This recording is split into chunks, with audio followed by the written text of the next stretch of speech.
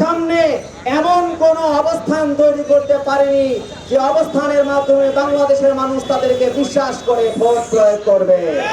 তারা একমাত্র বসে আছে আগামী 12 তারিখ সকালবেলা তারা ভোট কেন্দ্র দখল করবে।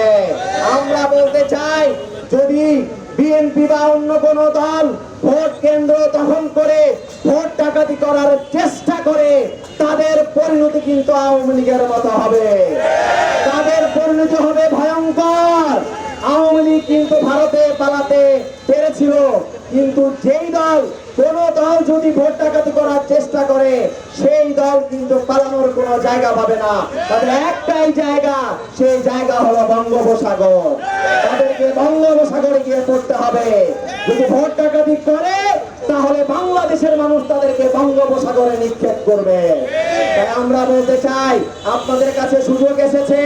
এই চট্টগ্রামের 8 আসনে আপনাদের সন্তান জুবায়েরুল আরিফ ভাইকে ভোট দিয়ে নির্বাচনে পাঠানোর যে সুযোগ এসেছে, আমরা আপনাদের কাছে আশ্বাস দিচ্ছি, যদি আপনারা এনসিপির প্রার্থী জুবায়েরুল আরিফ ভাইকে ভোট দিয়ে সংসদে পাঠান, জুবায়েরুল আরিফ ভাই সংসদে আপনার কথা বলবে।